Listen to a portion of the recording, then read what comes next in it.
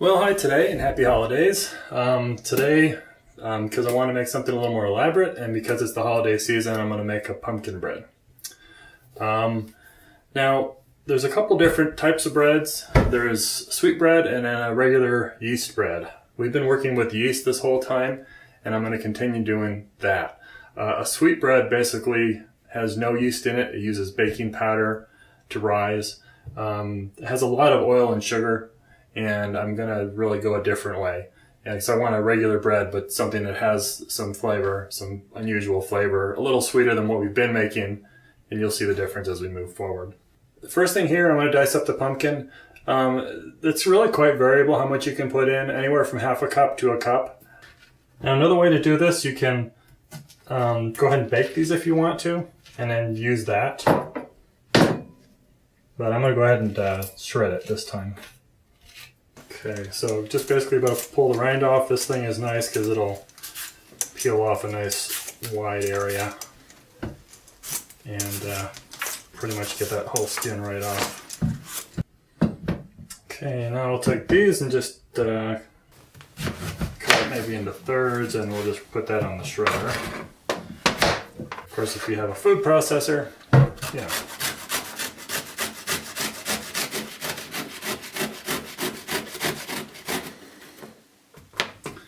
Shredded cheddar cheese. Okay, as always, I'm going to save that. Good stuff. I love baking this stuff. You can, when you bake it, you can season it with brown sugar, just pretty much like a pumpkin pie anyways. Pumpkin pie spices, the cinnamon, nutmeg, ginger, and for a warm squash, butter. Okay, dry ingredients. I want to make this flavorful as usual, so I'm going to make it mostly white flour with a little bit of wheat flour. So I'm going to go a full 2 cups of white and then half a cup of wheat. So start out with the white, 2 cups. Matter of fact, tell you what, I'm going to put a cup and 3/4 and top it off with a little bit of wheat germ, just to boost the flavor. Okay, then half a cup of wheat flour.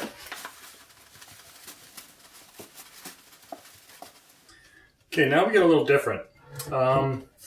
Usually we use sugar, a few tablespoons.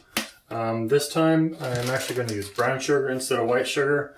I've seen recipes with for this for like a 1/4 cup of sugar, and then comments about it that it was like a little too dull. So I'm gonna bump this up. So full half a cup of brown sugar. Now salt always goes in. We usually put a teaspoon in. Because we're going sweet here, I'm going to have that to half a teaspoon. Lots of spices here.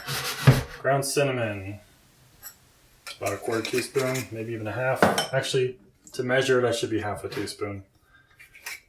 Ginger, put about half as much as you did of the cinnamon. So a 1/4 teaspoon of that. And then the nutmeg, for about a 1/4 teaspoon of this. And my almond powder. This was one of my secret ingredients, you remember. I really want walnuts. I'm going to put walnuts in here, so I don't want this too strong. So half a teaspoon of that. Okay, what's left? Gluten. Okay, let's talk about rising for a second. This is a heavy bread, so we're going to need a little bit of a boost. So we've got the yeast. In this one, we're going to add baking powder. I'm going to use a little bit of extra yeast. I'm going to use 1.5 teaspoons of yeast instead of a teaspoon, and a full teaspoon of baking powder. So what's left? Raisins. You could use currants. Currants are nice, pretty much taste the same, a little bit different, but they're nice because they're smaller, and the benefit of that is obviously just gravity-wise, they won't settle on the bottom as much. They will tend to stay throughout the bread a little bit better. For richness, I'm going to do 3 eggs this time. And also it does give us that extra rising power. So oil, 4 tablespoons of oil. You can go 6 if you want. Remember, sweet bread tends to have a lot of oil in it. And one more ingredient. Throw a teaspoon of vanilla in there. Well, maybe half a teaspoon. I'm going to come back to the dry ingredients now, actually, and put in the raisins and then the pumpkin, because I want to get these coated with the dry ingredients so that they're dispersed properly. And here comes the pumpkin. And actually, you know what I forgot I wanted to do? I wanted to make sure these cook a little bit, so I'm actually going to take these and microwave them for about 2 minutes. Soften them up a bit. But that goes into the dry. The final ingredient is the walnuts. Now, you saw me chop these up in the last couple episodes ago. Of course, you can buy them chopped up, but a little cheaper if you buy them whole. I've got a very different looking dry bowl here. Because we've got the pumpkin here, this really is looking like a, I don't know, almost a granola or something. We're going to have to be careful that this has a proper consistency. So this is where the experience starts to come in. You get this pretty quick. I mean, you've seen the texture of the breads that we've used before. So we just have to hit that texture. Okay, got everything ready. So let's put stuff together. The wet ingredients go in first. I'm thinking I may have to add a little flour to this. So keeping my white flour handy. Okay, part 1 of the dry, which is not so dry this time. Okay, put my yeast in there. It's going to be really hard to tell what the consistency should be until this thing starts to mix. So we're pretty much going to stand over this one. Let's go for a sweet light crust as usual and let that go.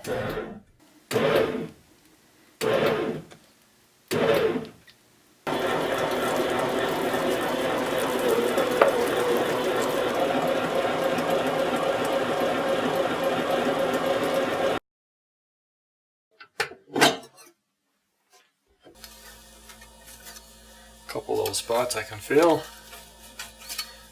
It's still very soft. And actually, we've got a lot of moisture coming out of here too, which is something we don't want. So blot that out a little bit, and then I'm actually going to leave it upside down and let that air dry. Okay, here we are the next morning. Pull this off. And we've got a lot more solidness to this now, even though we've just sort of mashed down the top, unfortunately. There you go. We've got pretty good color. The raisins, it looks like the raisins did pretty much go to the bottom, so I would prefer currants on this recipe in the future. But there you go, pumpkin, raisin, and walnut bread.